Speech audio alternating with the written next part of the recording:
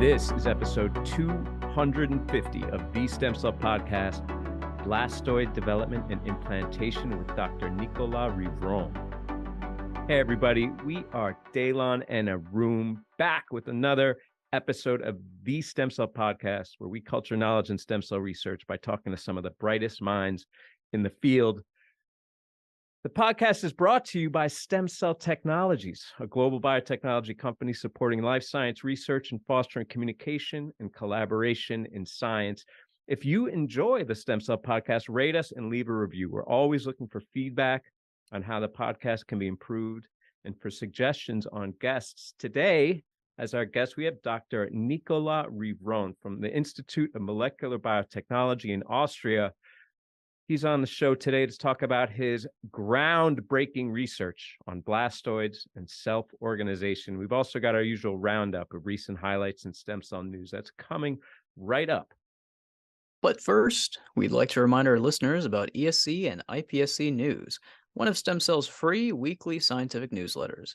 ESC and iPSC News summarizes all of the latest research, news, jobs, and events in ESC and iPSC research and delivers it right to your inbox every Wednesday. Save time and keep current with ESC and iPSC News, and you can subscribe for free at www.escellnews.com.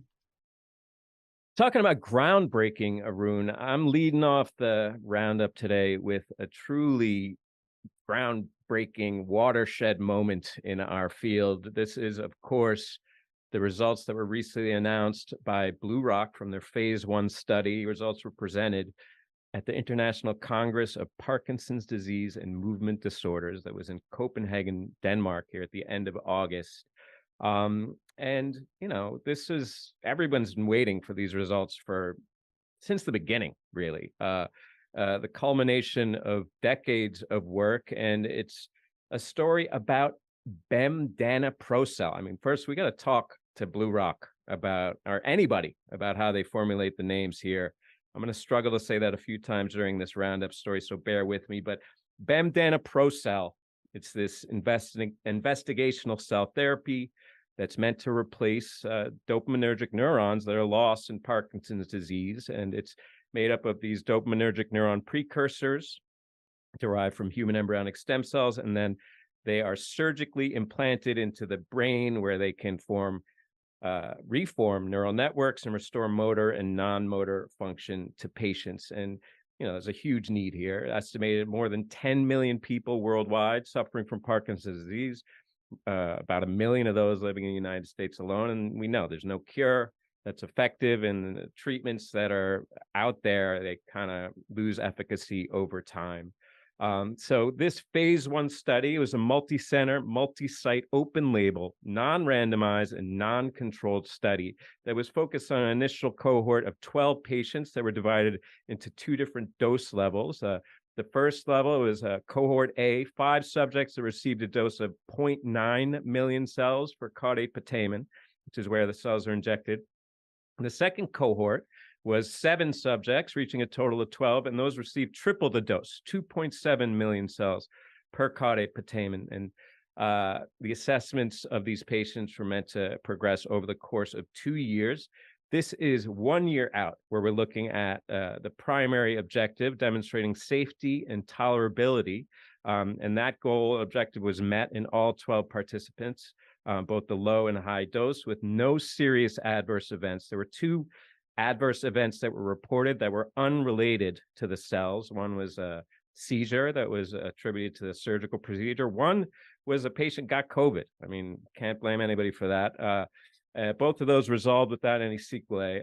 PET imaging, and this is big, showed that there was evidence of cell survival and engraftment in both the low and high dose cohorts at a year out. And efficacy, functionally, this is the most exciting to me, using this thing called the Hauser diary, which categorizes patients as being in the on state when their symptoms are controlled, the off state when they're experiencing a worsening of their symptoms. So in the high dose cohort, the patients reported an average improvement of 2.16 hours in the on state, and that corresponded with 1.91 hours in the off state. So that made sense. And here's the key for me: in the low dose, there was also an improvement, but it was about a third of, almost exactly a third of the efficacy, 0.72 hours reported in the on state. That is without dyskinesia, and corresponding decrease of 0.75 hours in the off state. So intuitively lines up for me. You know, you're getting a third the dose of cells, you're getting a third the efficacy. I know I'm oversimplifying there, but there was also this objective measure, or more objective measure, from the Movement Disorder Society called the Unified Parkinson's Disease Rating Scale that showed similar reduction of symptoms in these patients. And scaling similarly better in the high dose cohort, and improvement, but not as great in the low dose cohort. So for me, this is a home run. All you can expect from a phase 1 study. I mean, notwithstanding they walk out of the clinic and never have dyskinesia again, but that's pretty far-fetched. I think showing any improvement at this point is a major milestone. And of course, everybody, I think, is really excited about Blue Rock, planning already underway for phase 2 of the study that's going to be enrolling patients in the first half of 2024. So right around the corner. And, you know, I can't embellish these results enough. This is such a watershed moment in our field, as I mentioned before, and it's so great to have it be positive. You know, the fact that we actually have some efficacy results here, not just safety and tolerability, I think is really going to engender a lot of enthusiasm and keep momentum going for other clinical trials as well as this one. Arun, I've been waiting for this moment forever. What are you thinking? Yeah, this you said it all. This is really just a watershed moment in the field. I mean, so many years of incredible basic science work leading to the development of this particular therapy from, from originally from Lorenz's lab and then the work at Blue Rock. Really incredible to see no major safety issues at all in these 12 participants in this low dose. And I think the other thing, and again, this isn't necessarily my area of expertise, but like you alluded to, seeing some dosing related responses in these patients is also really promising, because maybe in the future, even if you increase the dose even further, then you'll get an even better amelioration of the disease phenotype here. So that's really cool to see. And I mean, it's one thing to announce the results here. I really want to see the inevitable publication that comes out of some of this initial data, and I'm sure it's going to be coming very soon. And of course, looking to the future and thinking about that phase 2 study and seeing how that's going to go. I mean, you just want to keep seeing this thing scale up and up and up, and seeing the safety and the efficacy ultimately improve and be consistent with the scaling of the trial. So can't wait to see where this goes. Yeah, I agree with you there. I can't wait to see with more granularity the distribution of the efficacy results across patients. You know, you're injecting something into the brain cells. It's a live product. You can't expect it to behave the same way in each individual case. So I'm really interested to see the distribution there. And by the way, like, we're talking about a neurodegenerative disease. So the fact that these patients are improving is a big deal. You know, they're not just not getting worse, are static, they're getting better. And this is a trial where they're going to continue to monitor these patients for another year after this. So I hope to see, you know, even I guess consistent, maybe improvement beyond the efficacy already, but at least a static result. These patients aren't going to get worse. Moving on to another very clinically relevant story. This is actually coming from the New England Journal of Medicine. I alluded to in the previous story where I like to see the clinical trials being published, the actual publications and the raw data of the clinical trials in journals, just to validate that what we're saying in these press releases actually holds up in a publication. And here is a New England Journal article from a Novartis-associated study using CRISPR-Cas9 genome editing of the HB1 and HB2 promoters to actually treat sickle cell disease. And certainly treating sickle cell disease using gene therapy and gene editing approaches, it's not a brand new concept. This has been done in various capacities over the last few years, initially using like lentiviral based approaches for correcting CD34 positive hematopoietic stem cells ex vivo and then retransplanting them back into the patients.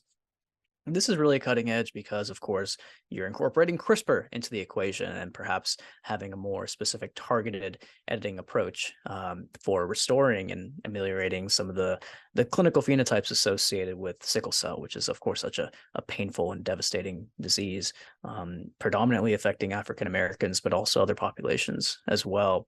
So we know that we know the backstory of sickle cell by now, right? It's caused by this defect in the beta globin subunit of adult hemoglobin. You have this sickling condition creating deformed red cells that hemolyze and cause all sorts of downstream symptoms and really painful phenotypes, which lead to progressive organ damage and ultimately early death, right?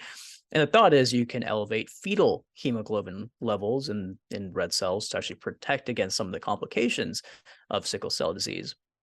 So there's this technology, this cell product, OTQ-923, again, developed in conjunction with Novartis, which is using CRISPR-edited CD34 positive hematopoietic stem and progenitor cells, which specifically have been, the CRISPR is targeting the HPG1 and HB2 gamma globin gene promoters. And this is the fetal version of the globin subunit of hemoglobin. So basically the thought is you can target the upstream promoters of the HBG1 and HBG2 to basically knock out a regulatory region which ultimately reactivates the fetal globin gene, right? And that's their approach to alleviate some of the clinical manifestations of the disease. So turn off the adult problematic version of hemoglobin and turn on the fetal gamma globin subunit, okay? And so they talked about how they did the upstream to actually identify the best guide RNA that can be used to specifically target those promoter regions upstream of HBG1 and HBG2, these gamma globin gene promoters, right? So they found this guide RNA 68 after doing this huge guide RNA screen, right? Which is great. They did a bunch of preclinical validation that that's the best guide RNA for their targeting approach. And then, the crux of the paper, and again, the major reason why this is a New England Journal article, and we don't cover too many of these New England Journal approaches or publications, right? You got to put these things into patients. That's the whole point of publishing something in New England Journal is the results of a clinical trial, right? So they enrolled patients, participants with severe sickle cell disease in a multi-center phase 1 clinical trial study, analogous to what the Blue Rock folks are doing. Very early phase, safety and efficacy, safety mostly, looking at the safety of this OTQ-923 CRISPR-edited CD34 positive cell product, right? So what do they find? They found that one, like I talked about, the guide RNA 68, they validated that that was the best guide RNA for their targeting approach. And in the study, there's only 3 participants here that they're talking about. Only 3 participants who actually received the autologous OTQ-923 after their mild ablative conditioning. And they followed these individuals who had severe sickle cell for 6 to 18 months. And importantly, at the end of the follow-up period, all the participants had the engraftment and the stable induction of the fetal hemoglobin caused by, again, the CRISPR-based modification. There was an increase in the fetal hemoglobin as a percentage of the total hemoglobin, going up, 19 to 27%. The fetal hemoglobin broadly was distributed in the red blood cells, and ultimately, and the most important thing here, is the manifestations of sickle cell disease were decreased during the follow-up period. So that's the most important thing for the patients, that of course they feel better, their disease phenotypes are alleviated, and that on the basic science side of it, this is a really good study reflecting the power again of CRISPR in vivo modification, modifying these CD34 positive hematopoietic stem and progenitor cells to do what ultimately they're supposed to do, which is to alleviate the symptoms of this severe sickle cell disease Really kind of an ingenious based CRISPR modification approach of these gene promoters. All you got to do, you didn't have to do any sort of correction here. This was just using a guide RNA, as like I've said before, the analogy is taking a shotgun to the genome and just knocking out the portion of the HPG1, HPG2 gene promoters that are normally involved in the silencing of those two genes. So I think because it's not an HDR or homology directed repair approach, it's much easier to do. Anytime you involve correction of a genomic region, these approaches get a lot more complicated. So I think low hanging fruit in some way, right? But ultimately, the most important thing is showing the alleviation of the clinical phenotypes for this really devastating disease in sickle cell.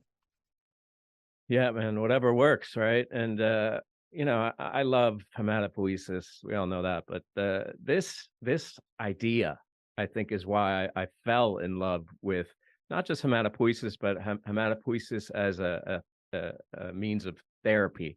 When Stu Orkin was kicking around this idea early days, it was about when I was coming into the field. And I remember falling in love with just that idea of the hack. It made me really appreciate an idea that has recurred over and over in my career, and just is generally I think a very closely and a treasured element of science and innovation, which is hacking the system. Right? It can't fix the adult globin, reactivate the fetal globin. I thought that was such a beautiful idea, and since then there's been a lot of variable ways to achieve that goal. A lot of ways to skin that cat. And not even to mention the more classic genetic therapies for treating sickle cell. So as you said, this is kind of low hanging fruit, less complex, I think more efficient, I guess. My question now is, with all these different ways of skinning the cat, all these different hacks, which is going to rise to the top? There's got to be a point at which one of these therapies becomes the dominant modality, just from, like, I guess a economic commercial standpoint.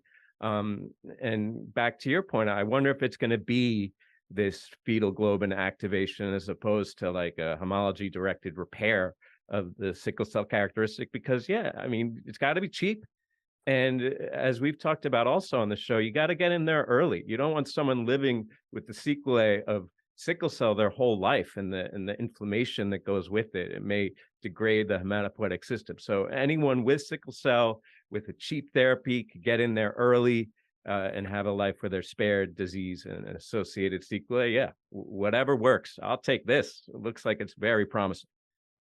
Yeah, definitely very promising. And I think one of the negatives, perhaps negatives, but of course you have to do these studies the right way, right? These trials take time, right?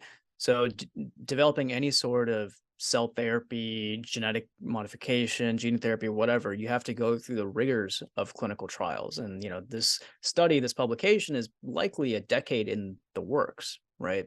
And certainly there are newer technologies in addition to CRISPR-Cas9 which can perhaps modify these cell products even more specifically than CRISPR can. We know that's possible. CRISPR, in a lot of ways, CRISPR-Cas9 is old school now, which is amazing to think about, because it's just that technology has only been around, at least in the everyday use, for about 10 years now. But now we're talking about adenine base editors, the prime editing approaches, which inevitably are going to also be used for some of these correction approaches. It's in the pipeline. It just takes time, right?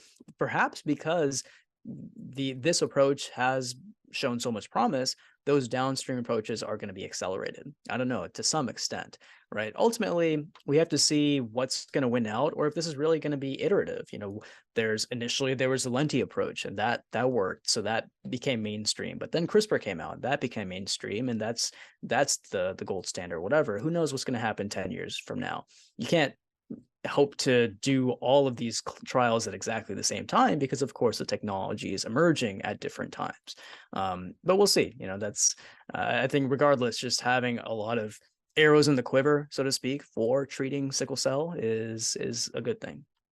Yeah, CRISPR, dated.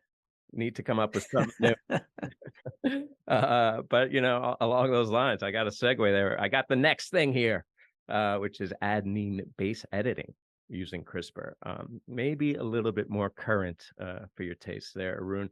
But generally, what we're talking about here and what we've been talking about and are going to be talking about for the foreseeable future is precision medicine, personalized medicine, right? And in this case, not just treating the patient and their specific disease, specific mutation in the case of sickle cell, um, but I got a story about treating a patient's specific cancer, right? Not just the patient, but their specific cancer. And that's CAR T. There's all these targeted immunotherapies based on a lot of different immunomodulations, but CAR T, I think, is above all the most romantic to me. The idea of this, soldier you send out to go hunt down the tumor cells. I love it. And it's been, used widely, clinical trials for solid tumors now too, but it's revolutionized the treatment of hematologic malignancies, pretty much overnight, changing the way we treat, not overnight, as Arun alluded to, these things take years, but has truly revolutionized the treatment of hematologic malignancy with high rates of cures for cancers that have typically been resistant to traditional chemo. But there is some challenges there, right? When you're treating the tumor cells with CAR T, these hematologic malignancies, they got to be specific to the cells, right? So if it's B cell leukemia, lymphoma, you have CD19. If it's myeloma, you have BCMA. If it's T cell leukemia or lymphoma, you have CD7. For AML, it's CD33, right? And that's been working. But there's some challenges technically, but also from like a economic kind of drug development standpoint, it's not very efficient, right? And you're also limited in terms of the antigens because you got to have antigens as a room. We always talk about the off-target stuff, right? You got to have antigens that are going to be present specific to the tumor, but not going to be in other vital places where the CAR T will wipe you out, the good cells, right? So that's a challenge. You got to have something that's clinically tolerable, and that's not always going to be the case for every tumor. So, as an alternative, at least with hematologic malignancy, there's this idea floating around of attacking just a pan antigen, in this case CD45. It's expressed on the surface of pretty much all hematopoietic cells, right? But of course, because it's expressed on all cells, if you have a CAR T that's targeting it, it's going to kill all the good cells as well as the bad cells. Also, it's going to kill themselves. The T cells express CD45. So the T cell targeting CD45 are going to commit what's called fratricide. All right, how do we get around this? Work from Carl June, who is one of the OGs in this approach, going to win the Nobel Prize for sure, along with Sar Gill, both at UPenn. They built on this prior work, all right? And this was in treatment of AML, right? So AML is targeting CD33, but CD33 is present on CAR T cells, right? So how do you treat the tumor without having this fratricide?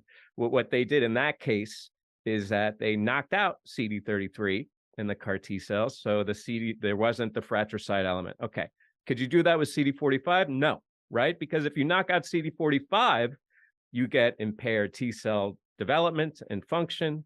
And also, by the way, severe combined immunodeficiency, also known as SCID. You don't want that, right?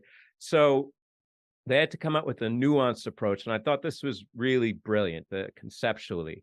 What they did here is instead of deleting CD45 altogether, they used CRISPR base editing to install or to modulate the CD45 epitope, all right? So they put in this mutation that changed the antigenicity pretty much of CD45, right? So CD45 was still functional, but it didn't look like the native CD45. So the CAR T cells didn't attack it. They call this approach epitope editing. And they used it with great success. They showed that these epitope edited CAR T cells, they didn't kill each other, no fratricide there. And they were also effective in treating AML, B cell lymphoma, T cell leukemia, so they could attack pretty much all the different hematological malignant cells that are out there, or multiples that they tested here. And critically here, the native or the epitope edited hematopoietic stem cells were not attacked by the CAR T cells. So you could engraft those cells, they would persist and differentiate in vivo into the whole complement of hematopoietic derivatives, but the CAR T cells wouldn't attack them. So the idea here is you're effectively changing your entire hematopoietic complement, or introducing a new hematopoietic complement while also introducing the CAR T cells that are going to wipe out every other blood cell in your body, including the malignant cells. I think that's a really brilliant conceptual advance and could create a more off-the-shelf, I guess, product, which will be patient-specific in every case, but it won't have to be tailored to each specific malignancy. It can just treat blood as a whole. So I think that not just in the blood, but maybe this approach could be applied toward other organs, although not as easily, because you can't exactly replace your native organ complement with epitope editing. But I thought a neat conceptual advance and a nice hack following from your hack there, the fetal globin room. What do you think? Yeah, this is a really interesting idea.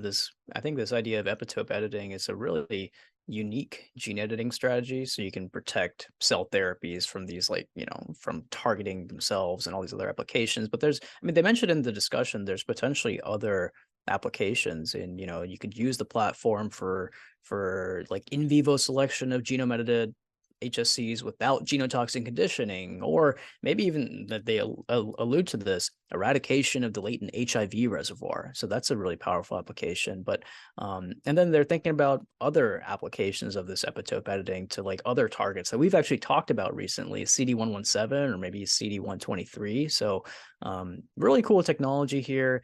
And again, I've mentioned it before. I feel like we've become an offshoot of the immunology podcast here. We're covering so many of these stories now related to, hematopoietic stem cells, editing of these things, that maybe we should just merge into one grand podcast, just the podcast, right? But hey, it's just a reflection of how, important these two fields are and how well intersected these two fields are, especially in the clinical applications too, right? The story I previously talked about was a clinical trial of HSCs and edited HSCs, and inevitably this is going to move towards clinical trials as well, this epitope editing approach. I also think we need to have David Liu on the show at some point, and we talk about all of these prime editing based approaches that they're working on over there in Boston. So Dr. Liu, if you're listening to this, we'd love to have you on. Yes, we would. A lot to talk about as all these editing technologies become so pervasive. But I just will remind you, Arun, as someone who loves the blood and also loves the immunology podcast, that it is the original stem cell and the first stem cell therapy. So I think there's plenty of stories for us to share. And I would love a merger for one of these shows. We could make it like a 5-hour bonanza of everything stem cells and immunology. Can't wait for that. I'm gonna have to slate that one for episode 251, perhaps. Let's see. Maybe let's, back off from the merger talks. We'll stay in our own realms. But hey, I love crossover episodes. So, Brenda and Jason, if you're listening, love to have you on at some point, in addition to Dr. Liu, of course. Moving on to the last paper of the roundup for today. This is not related to HSCs for once. This is a reprogramming story, a basic reprogramming story, but I think has a lot of really interesting implications here. This is I'm actually sort of shocked here. I didn't realize that reprogramming stories 10 years later, 15 years after IPS reprogramming was first described, I didn't realize they would still have enough in them to actually merit a nature study to come out of it, right? But hey, this is super important, and I'm not belittling this at all. I was just a little surprised that even reprogramming in this day and age can merit this level of publicity and this level of caliber of study. But it also is a reflection of just how important and the rigor of this approach that they took here in this particular story. This is coming out of the labs of Jose Polo and Ryan Lister, right? First author here is Sam Buckberry. This is a study looking at reprogramming and how it could be improved. even further to the level of having iPSCs truly on par with human embryonic stem cells. Okay. And we're talking about epigenomics specifically. iPSCs, I think, we've run into this fallacy in the modern stem cell age that iPSCs and ESCs are equivalent. And for all intents and purposes, for the downstream, they are largely equivalent, but epigenetically, they're still quite different. Okay. So we know that cells undergo this huge epigenome reconfiguration when they're reprogrammed to iPSCs from somatic cells. It's just like the saying is they go back in time, right? That's a simplification of the fact. But iPSC and embryonic stem cell epigenomes are still very, very different, even if their downstream production of, say, cardiomyocytes, whatever, is comparable and their efficiency of differentiation is comparable. But epigenomically, these cells are still really, really different. So first, what they did here, first they did a just really deep, deep characterization of the epigenetic differences between iPSCs and embryonic stem cells, human iPSCs and human embryonic stem cells, did a bunch of genome-wide DNA demethylation or methylation profiling through the primed and naive reprogramming of human somatic cells to iPSCs. And they found that there are reprogramming-induced epigenetic aberrations that emerge midway through primed reprogramming, which is pretty much what almost everybody out there does, is primed reprogramming. But DNA methylation begins early in naive reprogramming. So using that knowledge and using that amazing basic science skill set, data set, they developed what they call TNT, really a bombshell here, pun intended, I guess, right? Transient naive treatment, or TNT-based reprogramming strategy that, ultimately it's hoping to emulate the embryonic epigenetic reset, ultimately making iPSCs that are very similar epigenetically to embryonic stem cells. Okay. And the thing I really liked about this, and I didn't read super deep into the paper, but I just wanted to emphasize this fact. What they did to actually create iPSCs that are on par epigenetically with human embryonic stem cells is just modulate the media in which they were placed during the reprogramming process. So they had a naive state media and they had a prime state media. And just by modulating the amount of time the cells were in the media, that's how you got these epigenetically superior iPSCs on par with the embryonic stem cells. Okay. And then they demonstrated that these TNT iPSCs can, differentiate very similarly to the human embryonic stem cells, that the differentiation efficiencies are similar. And it can actually, in some situations, improve the differentiation of iPSCs derived from different cell types. And so their ultimate conclusion as this TNT reprogramming corrects epigenetic memory and certain aberrations like transposable element overexpression, that sort of stuff that's present in IPS reprogramming traditionally. So this TNT reprogramming makes these cells epigenetically superior, that are what they say molecularly and functionally more similar to human embryonic stem cells than conventional iPSCs that we're using every day in our lab. And then they end, by looking to the future and thinking that, if TNT reprogramming is really making these improved iPSCs that are epigenetically on par with ESCs, then perhaps there's a new standard now. There's a new standard for using these iPSCs for downstream biomedical and therapeutic applications, maybe for clinical trials like what we alluded to earlier, or these, TNT iPSC derived cell products that maybe Blue Rock could use in the future. Who knows? Maybe they'll be even better at making the dopaminergic neurons or whatever cell types that you want to use for clinical applications. So, I just wanted to reemphasize again, I'm not belittling this study at all. I was just surprised that we have, enough that we're learning about the programming process, even now in 2023, to have a paper in the caliber of a Nature paper. But there's just so much in here, and I think the implications here are so important that it's definitely worthy of this level of publication. So kudos to the Lister and Polo groups for this amazing, amazing, amazing work. Yes, explosive is another word for it. Yeah. I, like you, when I started reading this, was like, oh, I can't believe there's still anything left in the tank. with these reprogramming groups. But yeah, then, as I read it, I was impressed with, as you reviewed there, the power of just observing the system and then having this relatively, I guess, minor intervention that's, no barrier to entry for labs out there, so it can be widely adopted. Um, I guess that's how it gets to this caliber of a story. It's something that is simple, but has, I'd say, outsized ramifications. And considering our guest today and how we're moving into this kind of embryo modeling space where to date no one has been able to create a blastoid or other type embryo model that could actually generate a live born and or fertile offspring. I think there is still some things to learn. I know the gold standard is the tetraploid complementation, and that's not in human, but in mouse, it's been very well established that these cells have the capacity to undergo tetraploid complementation, demonstrating their true pluripotency.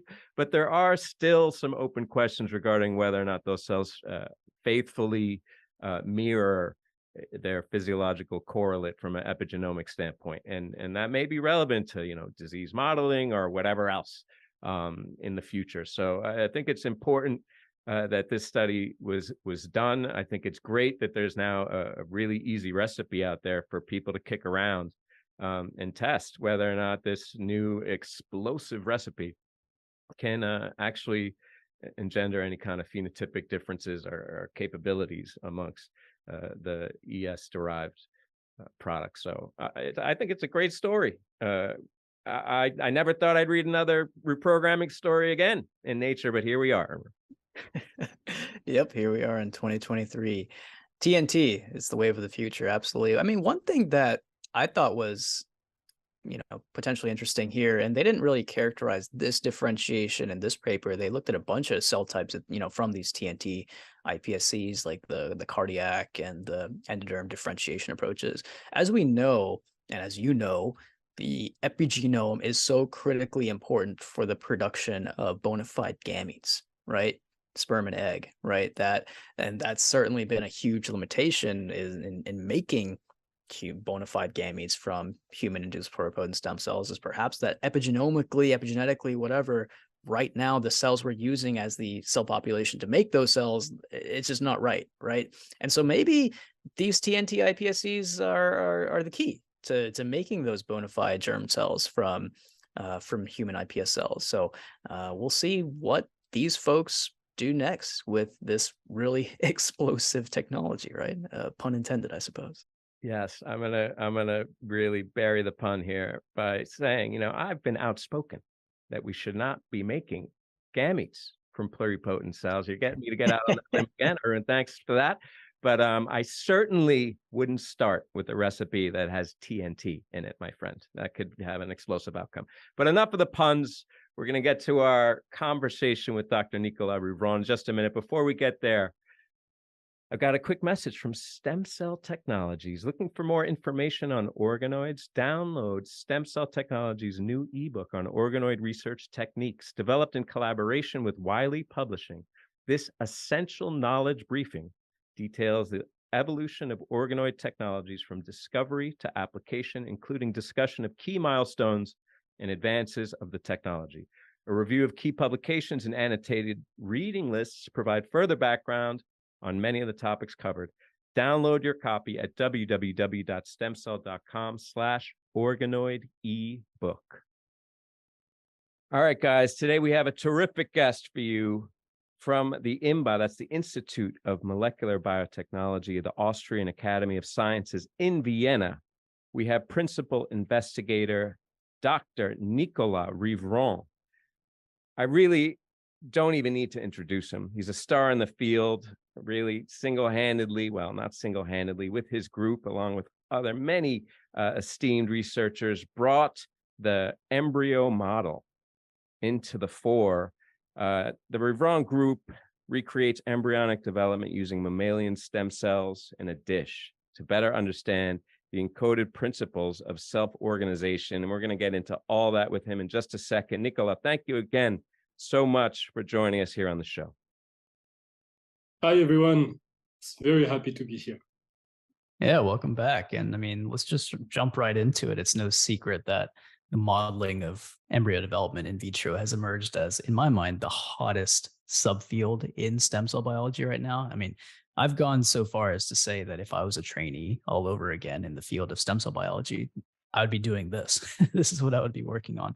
So, I mean, it's very prominent, and it's in large part thanks to these amazing new technologies, such as the human blastoids that your lab has developed. And the amazing thing about these technologies is that they're reproducible and scalable. So your Nature paper on using human blastoids to actually model blastocyst development came out about 2 years ago.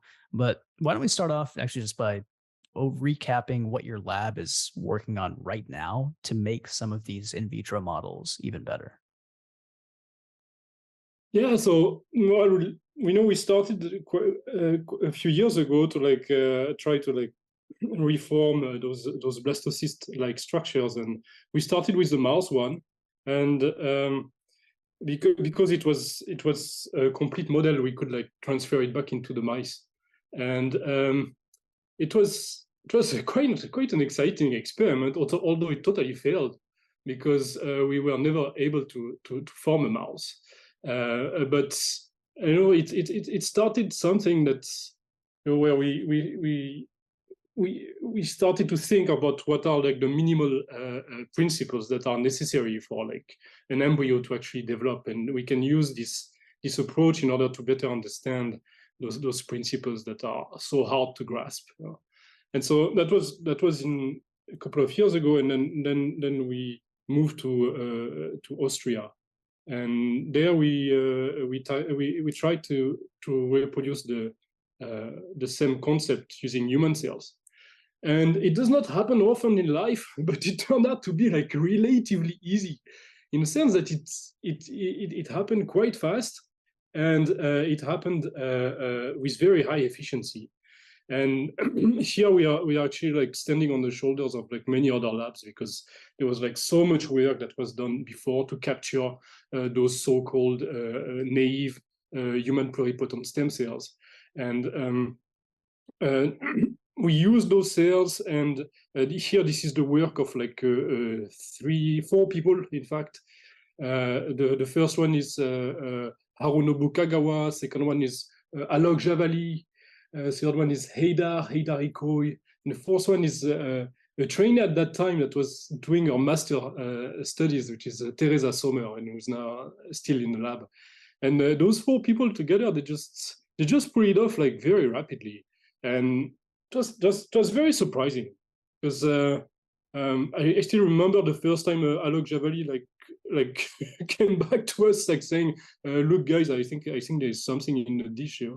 And we were like, okay, no, it's not happening. Just do a triple staining of those 3 cell types that are known to be inside the blastocyst, and we'll check it out.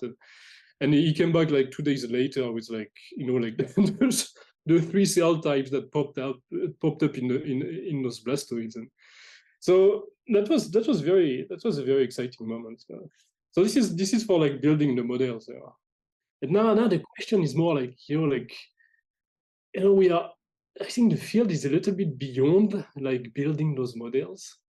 There's still a lot that is being built, a lot, and this is very important that we have a whole variety of models that are built, that are complementary and more or less complete, and representing different stages.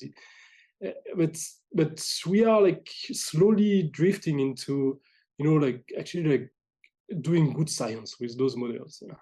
And trying to answer proper questions that could not be answered until now. And there are many questions that can be answered, but I think in our case, what's very exciting is that we can model the moment of implantation into the uterus, and because those blastocyst-like structures have they are complete and have the outer part. They can actually be transferred into the uterus in the case of a mouse, and we can play with the model in order to see what's necessary for it to develop. And in the case of the human, they can be put in interaction with uterine cells in a dish. And we did this in 2021, and it was very surprising. That was probably like the second wow moment in the lab, because Heydar Ikoy, he did his PhD on endometrium organoids, which is the lining of the uterus, and he started developing those implantation assays, and he realized very quickly that actually the blastoids they could very specifically interact with endometrial cells, and they would only do this if they were stimulated before with the hormones of pregnancy, progesterone, estradiol, and also a Wnt inhibitor that Margarita Turco had found out before, that primes the cells for implantation. And so when Heydar was depositing those blastoids onto those layers, nothing was happening, except if you were stimulating them with hormones and this Wnt inhibitor. In that case, you had about 40% of the blastoids that attach.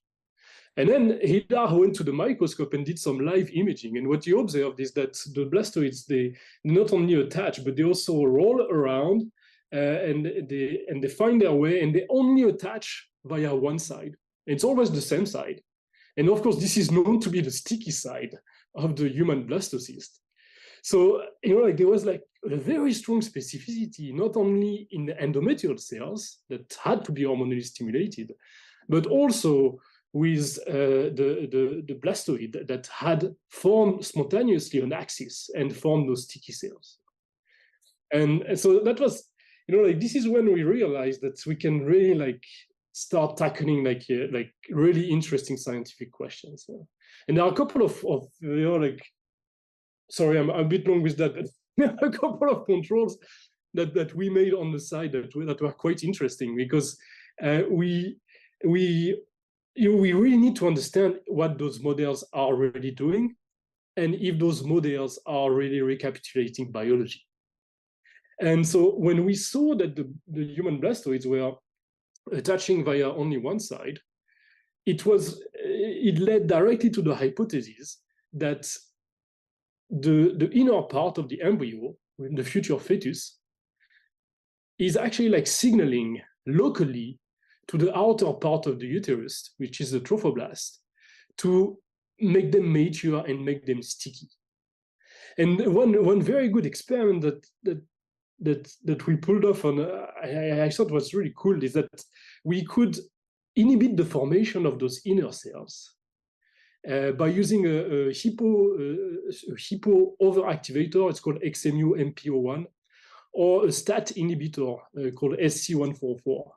And in both cases, if we put this single molecule during blastoid formation, we actually don't form a blastoid, we form an empty blastoid, a trophosphere.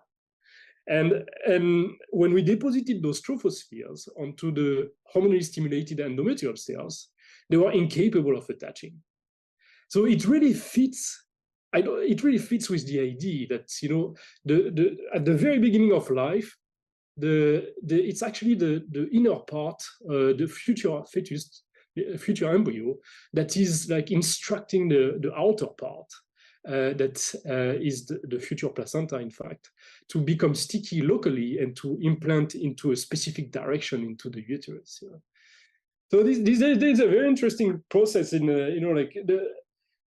the mammalian embryo as a design that evolved in order to form those outer cells that are going to mediate the implantation into the uterus and later form the placenta. And by design, it is pushing those cells to develop, and we found many factors that promotes this. And it is locally directing those cells to become sticky, to implant in the right direction into the uterus. So these are all kind of interesting things that we can now study in a dish. And one quite interesting aspect is that, in fact, the mouse blastocyst is implanting via the opposite direction as compared to the human one. So, those sticky cells that I was telling you about, they actually form on the opposite side in the mouse blastocyst as compared to the human one. So somehow during evolution, the whole system has flipped around by about 180 degrees. And I still cannot put my head around this. How is it possible that, somehow those embryos flipped around and still managed to develop and formed like this new way of developing inside the uterus? This is one of like those jumps in evolution that for me is like completely blowing my mind. So these are the kind of things that we can now like precisely like decipher in a dish, and then try to like look at all the signals, all the gene regulatory network, all the the principles and the evolution of this from species to species. This is really cool, Yeah, I mean, cool is an understatement, and that to me is what's so exciting. What you just highlighted, all that, as someone who focuses on reproductive biology, is that the diversity of strategies for reproductive success across mammals, it's very broad. Even with closely related species, it's not like the heart where the pump is effectively the same across the board. Like you just described there, you can have these vastly different, when the embryo implants, what the poles are of the embryo during implantation. And these are all things that we never could really address without getting into that black box of the uterus. So that's one innovation that I think was broke open with these blastoids. But also, as you just alluded to there, with the difference between mouse and human, this is stuff that we can't even model these phenomena in the animals that we're accustomed to, or we can't model them in a way that actually recapitulates the human biology. So I think that's what's so amazing about this, is not the making an embryo per se, but trying to unpack the process of implantation using these as a model. And along those lines, I guess I don't want to say disappointed, but it's frustrating for me, I guess, that a lot of the reaction is so focused on making, how late can these embryos go? Can we make organs? Is this going to be making humans in a Brave New World type scenario incubator? It's like a lot of the hype and maybe scandal or skepticism, whatever you want to call it, that surrounds the work, I think is really missing the point, that this is an amazing scientific tool. But I gotta ask, I mean, you had alluded to it in your intro there, that you could implant these in the mouse and get implantation. I think a lot of people out there waiting to see live and maybe fertile offspring derived from mouse embryo models implanted in foster mouse uterus. Maybe these mice are even already alive and in review in some journal somewhere. But the published data suggests that as ordered as the embryo models look at peri-implantation stages, something goes off track. Do you have any ideas as to what the problem is there and how we can get over that obstacle to actually get live born pups from these embryo models? Yeah, well, I hope the mice are running somewhere. And I'm sure there are plenty. I hope there are plenty of people trying. This is not really like a big focus of our lab.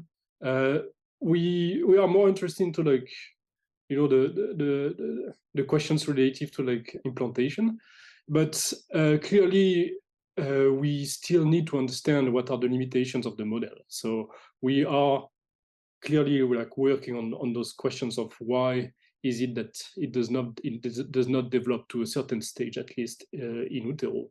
And the first thing that we realized is that the trophoblast stem cells that we were using, which have been derived by Janet Ronson, and like that was in 1998, are actually like beautiful cell lines. But they are very heterogeneous, and they comprise some subpopulations that are blastocyst-like, but also some subpopulation that are post-implantation like. And there's actually like 10% of the cells that are already like very differentiated. They are almost, like at the verge of like, post-mitotic stage. So one thing that we did in the last few years, and we published the paper in 2022. This is the work of Jin-Woo Seong in the lab, along with a PhD student who is called Vicky Holzman. And together, what they found is that you can also capture trophoblast stem cells in a more pristine stage that better reflects the blastocyst trophectoderm. And we did this by learning from the embryo, in fact, because what we observed initially is that when we form blastoids from trophoblast stem cells, the trophoblast become normalized over time, meaning that they become more blastocyst-like over time. And we speculated that this is because they are in the presence of the embryonic cells that must be sending some signals.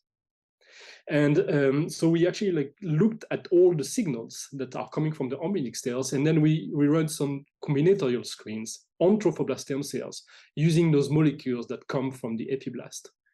And we found one combination that allows to capture what we call trophectoderm stem cells. And those trophectoderm stem cells much better reflect the transcriptome of the blastocyst trophectoderm, and they can form better blastoids also. And what was interesting is that when we placed those blastoids, those new blastoids within the uterus of mice, they started to implant at much higher levels.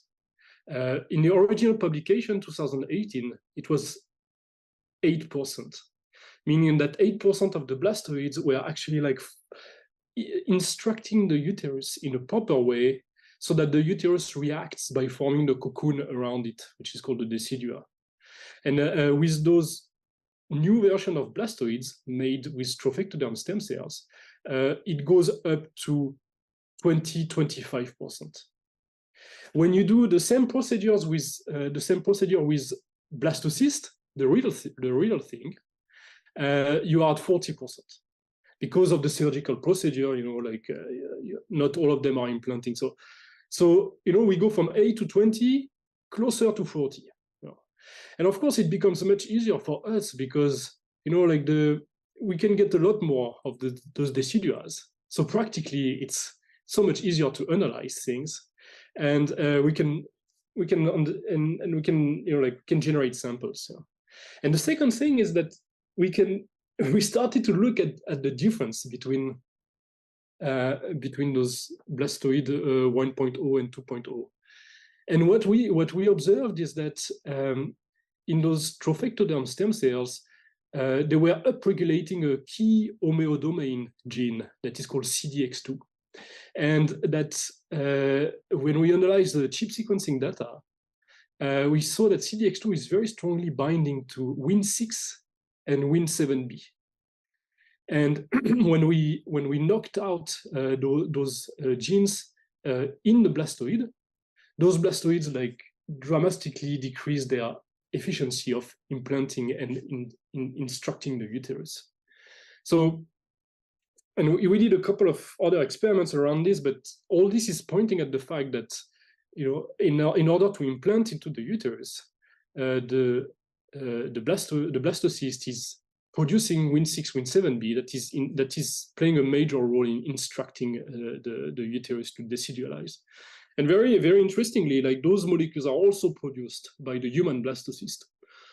So it's possible that there's a conserved process here by which, despite the opposite mode of implantation, there are some commonalities, such as expression of Wnt into decidualization. So this is one thing that helped us to bring blastoids to much higher efficiency of implantation. And the second thing is the primitive endoderm. So there's a second extramyelic tissue within the blastocyst, which is called primitive endoderm, and that is going to form the yolk sac. And in the original blastoid, there was a primitive endoderm. There were actually the three lineages of the blastocyst: trophectoderm, epiblast, and primitive endoderm. But the number of primitive endoderm was very few, definitely less than what is normal. And if you don't have a primitive endoderm, we know from classical embryology that nothing will develop, because this primitive endoderm is encasing the epiblast and is promoting its development. So there was we actually found new ways to boost the formation of primitive endoderm, and we published this in 2022 also, I think. And we can to better extent have development of the epiblast. But what we are very interested in is to understand what is the crosstalk now. What makes this synergy between those extramyelic tissues and the epiblast. Yeah. So overall, we learn by doing, and we find all kinds of defects in the original blastoid that we fix step by step, and hopefully somebody has fixed all those defects already and have some mice running somewhere in a lab, and yeah, looking forward to read that paper. Yeah, I think we all are. I mean, the fact that you're able to actually progress the development of these embryo models just by implanting them in vivo, that's just so fascinating to me, and just a million questions that are unlocked from that capability. It's just, as somebody just who's outside of the field, I'm just blown away that this is actually possible. So I'm just so excited to listen to that. I guess shifting away from the science for a little bit, I wanted to talk about recent development in the field that's non-science related. I guess it's tangential. Of course, we had the ISSCR annual meeting not too long ago. You're of course involved with the ISSCR in drafting some of the guidelines for early embryo models, for example.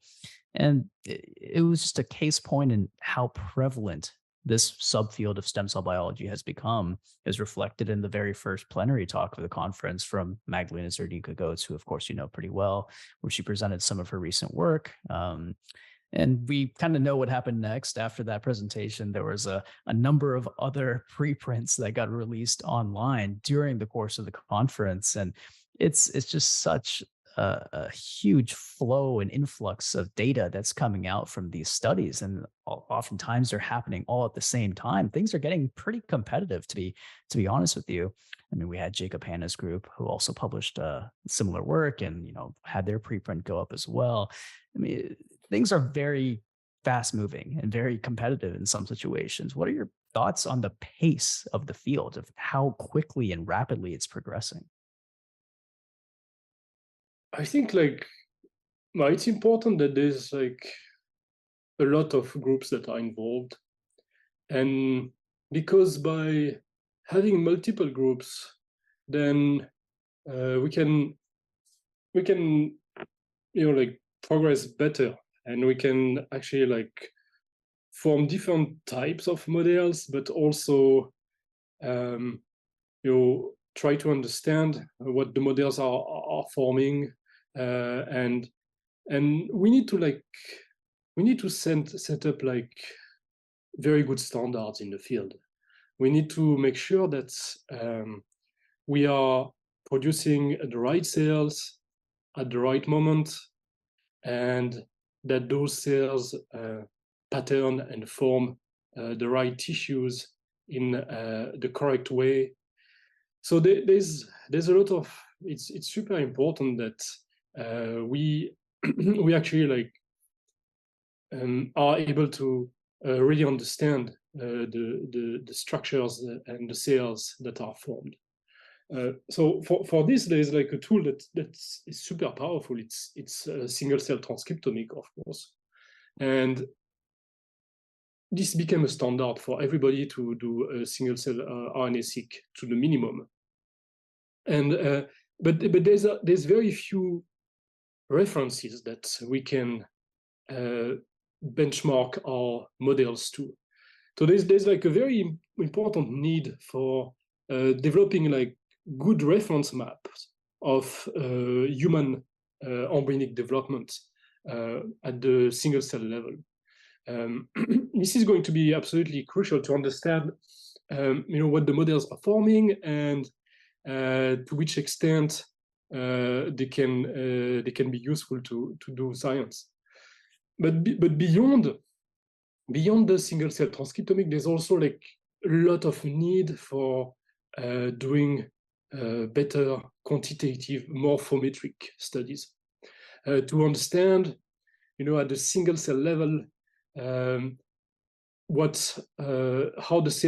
similar the cells that are formed and the tissue that are formed are to the real thing.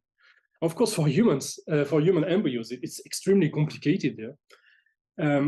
But once we have designed proper ways for human embryos to develop in the dish, those IVF embryos that are generously donated by those couples that have finished their parental project, we can try to like grow those human blastocysts in a dish, and for them to form the right cells at the right time and the right tissues in the right places, and then get some very good morphometric data from those in vitro grown blastocysts, and to do some high content imaging, and we can obtain like very large data from this high content imaging, literally like hundreds of parameters per cell, and draw again those maps in order to like nicely understand what's happening here. So this is something that I think as a field that like we really need to like establish in the next couple of years, and there are already like quite some people who are making efforts into doing this, and we need to reinforce this. Like the models that they are only going to be, they are going to be useful if they recapitulate, if we know what they recapitulate. So it's not that they have to recapitulate everything, but we have to know what they recapitulate. And once we know, this allows to focus the science, and to like answer like those questions that we are after. So like it's work in progress. Yeah. I can only imagine the kind of progress you got going on in your lab right now, but I want to get down to something, specifically clinical. I know your interest is in self-organization, just the phenomenon of self-organization in systems. And you're focused on this peri-implantation stage and the cellular interactions. And you elaborated there on the education, so to speak, that the ICM gives to both the trophectoderm and the interaction there with the primitive endoderm. These are all cells that are present in vitro fertilization, right? And this culture period that the embryos undergo before transfer back into the uterus. Are you investigating, in that you have this model and you've already gleaned some insight into the signaling between, how do you apply that clinically to in vitro culture of human embryos? I mean, can you? I feel like you could do that right now. Do you have any kind of capacity or your research lab that's just really focused on that translational approach? Yeah, totally. Like so like every year in the lab we have like the carrier meeting, like in many labs, and in 2021, Alok Javali, who was one of the co-first authors on the 2021 paper, he came into my office, and he was like, like, I'm not completely sure if I can actually like do like continue to do science for the rest of my life, because at that time what his reasoning was that he's Indian and he wanted to go back to India at some point, and he thought it's not going to be like super feasible for me to actually like go back to India and do stem cell research because it requires a lot of money. And so, I'm actually thinking about like doing like something more translational and more entrepreneurial. And I was like, yeah, well, why don't you try? And we actually like spent quite some time since then. And he has set up a company that is still in the making, but that I think is doing very well, and that is using Blastoid technology along with implantation assays, as we developed previously, in order to tackle clinical problems. And Alok is actually the managing director of the company, and he's running the show over there. He's absolutely amazing, that guy. And so we are having a very good time because we've discussed tremendously with clinicians in the field in order to like understand what can be done and how we can help. And we came up with like a couple of clear problems and started screening. And so we are actually like in the process of testing a couple of things that came out from Blastoid research in the preclinical setting at the moment. So he has like teamed up with a couple of clinicians, and he's actually like already like working on seeing how predictive human blastoids are of human blastocysts. I think we're going to get some surprises here, because so we can easily find a lot of principles. We can easily find a lot of molecules, but like going through the whole process of actually like getting to contribute to the clinical world is a long way. But yeah, if there's one person who can do it, is definitely Alok Javeli. So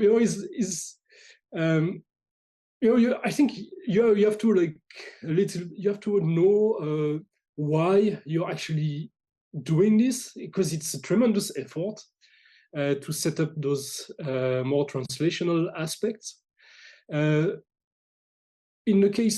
our case, it's because I really want to know if blastoids are good enough to contribute to clinical research. And for me, like proving that blastoids, the science that comes out from blastoid research is good enough to contribute to clinical research would be a big plus. It would mean that somehow the models are good. So like we don't know where this is going, but it's a lot of fun, and Alok is pretty geared up, so yeah, we'll see. Yeah, I guess, again, a lot of fun is an understatement. Just as a third party listening to you talk about this stuff, it gets me excited, and I think it's actually a good time now to talk about some of the guidelines, right? So you've been involved in developing some of the ISSCR guidelines and recommendations concerning research on human embryo models formed from stem cells, and actually had this Stem Cell Reports article on the topic a few years ago. I mean, as you just alluded to, for example, your colleague from India, the stem cell research community is an international one, and researchers from the different parts of the world are subject to different laws and different regulations, especially when it comes to this specific type of work. So tell us why it's really important to have guidance on what should be considered appropriate or not when it comes to this sort of early embryo modeling work. And also, maybe what's the next step when it comes to the evolution of these guidelines? Yeah, I know this is more my part, like this, and I put a lot of thoughts into this because I think it's super important, and it's also very interesting because it brings you to a different space. We just talked about the clinical space, but those ethical aspects, it brought me to discuss with ethicists, with philosophers, with people in the regulatory space. And this really opens up your mind and your views on things. That has been like extremely interesting. And the first thing is that, like, so in 2018, when we published the mouse Blastoids, we very rapidly gathered a couple of people in order to think about those issues. And here I have to give credit to a couple of more senior people in the field who really like put some effort into making us think about this. And I'm talking about Martin Pera. I'm talking about Janet Ronson. I'm talking also about Amanda Clark. And they actually like gathered a bunch of people within the ISSCR to think about those questions. And this lasted for 2 years. For 2 years, we had like dozens of discussions with people all around the world. It was about like 15 people. And we thought, okay, we need to like come up with like an update of the guidelines that tackles the urgent questions. And one of them, and the reason I was invited, it was that we knew that human blastoids would be on the way. Of course, they were on the way in my lab, and they were on the way in multiple other labs. And we wanted the ethics to be done in parallel of the science. And it turned out to be like very successful, because in 2021, the year where the human blastoids were published, the guidelines also came out. And in those guidelines, there were a couple of things that we said. The first thing is that this research should have an ethical oversight, and especially the research of what we called integrated embryo models, which are models that comprise the two extramedullary tissues, and that might develop, when improved, might possibly develop into a fetus. The model that will develop into the fetus. And this type of research should be like, supervised by the same type of committees that is used for human embryos. On the contrary, there's non-integrated models, and those ones, they are less ethical concerns, and they can be supervised by the committees, but don't need to have an authorization to do this here. And the second thing that we mentioned is that we should prohibit that human embryo models are transferred into any uterus, whether this is animal or human. And those rules that are ISSCR guidelines actually came out, right on time. And it was super important that those things are done in parallel. And there are a couple of other additional things that we put, but these were probably like the most important ones. And since then, to answer your question, we also kept on thinking about what are the next things to do. And we have like a paper that should come out in the next few weeks about this, and that tackles a couple of important questions for us. The first one is to understand why do we consider that embryo models are not embryos. It seems quite trivial for scientists, but like thinking a bit more deeply about it is showing that we must refine the definition of the human embryo. And we came up with like a couple of thoughts of how should we define those human embryos. And we know for a long time already that embryos can be formed not only by fertilization, but also by other means. They can be formed by somatic cell nuclear transfer. They can also be formed by transferring a set of chromosomes into an embryo, at least in the mouse.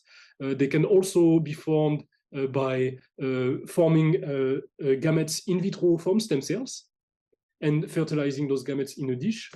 And now we know that they can also potentially be formed by just self-organizing stem cells. So, like the question is when. So how should we consider all those different type of embryos? And what my thought is that we should consider them as embryos as long as they are capable of forming a fetus. And that if this is proven, then automatically the structure tips over and becomes fully entitled to be, like legally quite similar to a human embryo. So, the question is when would those embryo models eventually tip over to become embryos? This is not, we are not close to it, but I think we should start thinking about this. And of course, because we cannot transfer embryo models into a uterus, we cannot do the ultimate test. So we have to find ways around this. And what we'd like to propose is some Turing test, by the name of Alan Turing, who was like designing those tests for computers and artificial intelligence. Like he was like thinking of, okay, like if a blinded tester can ask questions to a machine and be fooled by the machine by thinking that he's actually talking to a human being, then the machine has a level of intelligence that is sufficient to, to give it credit.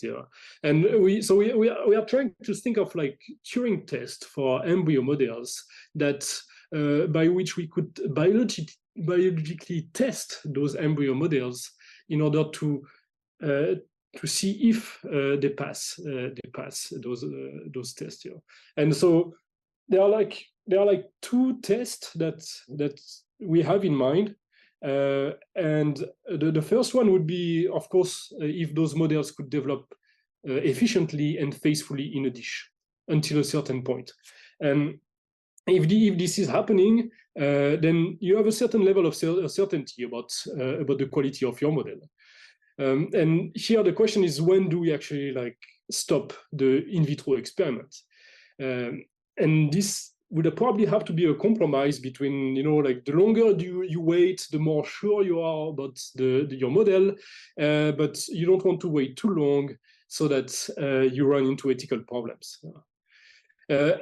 So that's probably the first Turing test.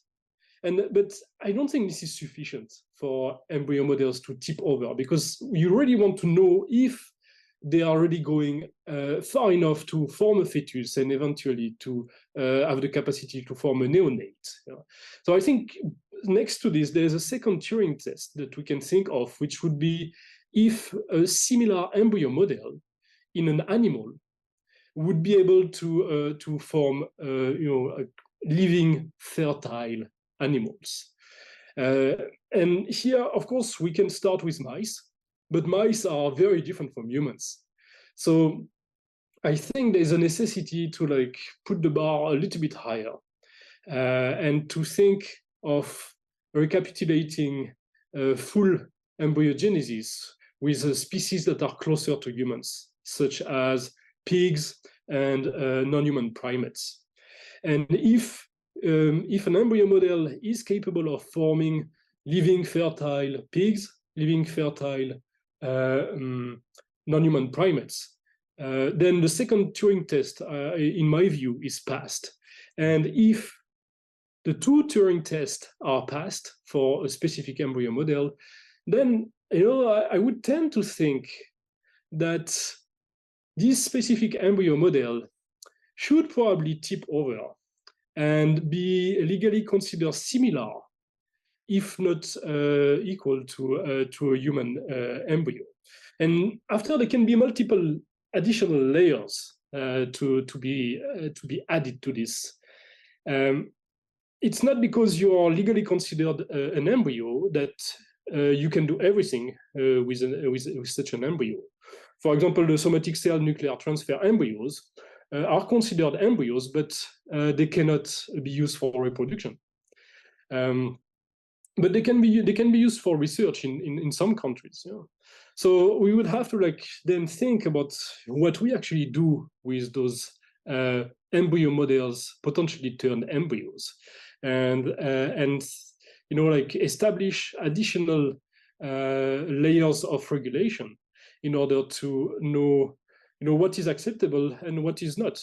And I think, for example, it's clear to everybody that it's not acceptable to transfer those embryo models into a uterus because it's probably going to develop abnormally, and it could harm the gestional carrier, such as like in the case of molar pregnancy or ectopic pregnancy. But it could be that they are still allowed for research because these are important models, and even if they are legally considered similar to an embryo, we still consider that they should still be used for finding drugs, improving IVF or such things. So these are the things that we are currently thinking of. Like what is the definition of an embryo? Can we actually refine it based on in the light of embryo models? Once we have this refined definition, can we use it in order to define precise tipping points for when eventually embryo models would become embryos, legally speaking? And what are the Turing tests for doing so? And then finally, what are the different additional regulations that we want to put in place to ensure that the use of those embryo models is, following ethical guidelines and carving an ethical path that would maximize benefits to society. So these are the things that we are thinking of now. Yeah, you've got a very narrow scope, right? Not thinking big at all. But the impressive thing to me, I mean, everyone gets so caught up in the humanness or the embryo-ness properly, as you said. This Turing test for the embryos are important. I think a lot of experiments to come are going to flesh that out. But whether or not these things can create a fertile fertile being in whatever species, the maxim holds, George Box, all models are wrong, some are useful. And I think that's the key innovation here with your Blastoid and all the embryo models that have followed, is that you kicked open a door that now we can ask all these questions. All these things you've talked about are things that were totally inscrutable, impenetrable. And now we've got experiments that we're designing to get there. So I think the progress has been tremendous, and it's very exciting. But what's more important to me as someone who's studied embryology my whole adult life is that we're finally seeing these things firsthand, and are able to exert the power of observation, experimentation on them. So very impressed and appreciative of your seminal contribution, Nicolas. And before we let you go here, we're going to ask you a couple peripheral questions. The first one is, what's one piece of advice you've been given, professional or not, that you would like to pass along? Yeah.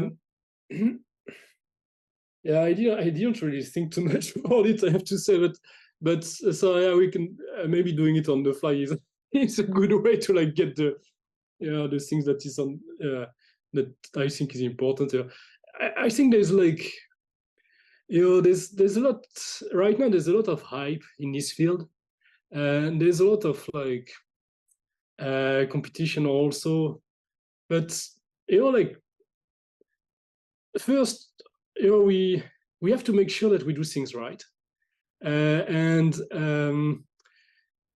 we have to make sure that we do things well, and we have to make sure that like the people that are working on those embryo models in the labs are actually like enjoying it and really like are being driven by the science, like the hardcore science, the will to do discoveries, like so I'll give one quote. I'll give one quote from Janet Rosson, who is like like always very insightful, and like I remember her like telling me like like blastoids can be nice if they form a mouse, but most importantly like you have to fill the gaps in knowledge. You have to like use this system in order to like fill the little gaps that needs to be filled in embryology. It's kind of like there's like, if you like represent like knowledge in the form of like a three-dimensional tree with like the core is like what we really know. We know, and we are standing on this knowledge, and there's no way that we can actually like challenge this. And I think this is very important to remember, that there is this core knowledge, and that's like we are standing on this, and this is firm. But then after, there's like the branches that are like like becoming more and more spaced. And this is what I think she meant by filling knowledge gaps. It's not necessarily like the like the most edgy questions in science, but it's super important that we actually like understand this like very finely, and very that we feel those gaps. And this is what I was talking about, Win6, Win7b. Like, well, this is classical signaling. This is not, there's nothing like super edgy about this, but this is really important. We need to like use this in order to like understand the basics. And then after, if you look at the very external part of this three-dimensional tree of knowledge, then there's the thing that is really at the edge. And here there's quite a few things that can be answered, and like we are certainly like tackling. We think we are tackling some of those questions, but like finding a good question is very complicated, and like it takes a lot of years. So my advice would be just like be happy like filling the knowledge gaps, just like Janet said. And over the years, you're going to find those cutting edge questions that are the tip of knowledge, and then it's going to become even more fun. So yeah, just enjoy the process. Any advice from Janet Rosson, I think, is worth considering. That's for sure. And finally, if you weren't doing what you do in the lab as a scientist, what do you think you'd be doing with your life? Oh, yeah. Yeah, I'm thinking a lot about my retirement, So, so like, no, I'm very happy doing science. I'm very happy doing science, but I'm also very happy like changing fields. And so this is probably like I would consider this as a different job. So it would still be in science, but I'm very happy to like venture from one place to another, because you learn so much from this. So I was trained as an engineer. I did my PhD in the field of tissue engineering, which is very far from what I'm doing now. Then we ventured into embryology and stem cells, and now I'm becoming very interested in evolution, and into like like what are the main drivers of of this divergence between species and how this might have impacted the different ways that embryos formed. And what makes human embryology so frail as compared to other species? Why is it so that like humans are so suboptimal in doing so? So I wouldn't call this a different job, but I would certainly be very excited about like venturing into this type of space. Sorry for not answering the question. No, that's an answer. Third act in Evo Devo. I can't wait to see. I mean, you've already blown our collective minds with your science. I can't wait to see what comes of your theory, Nicolas. But I guess I'll have to wait a bit longer because you still got some work to do with them blastoids and embryoid models, my friend. And we can't wait to have you back on the show soon enough to tell us how that pans out. But for now, we're finished, and very grateful for sharing, just your thoughts, your journey, your process, and all of it. Really appreciate you joining us today. Thanks so much, and thanks for doing this. It's awesome. All right, you guys, that brings us to the end of this episode. Don't forget to subscribe to our newsletter at www.stemcellpodcast.com to get the show notes, including an episode summary and links to all of the interview and roundup papers. You can also reach out to us on Twitter at StemCellPodcast or by email at info@stemcellpodcast.com with feedback or to suggest guests. This has been a great episode. Until the next time, thank you so much for listening.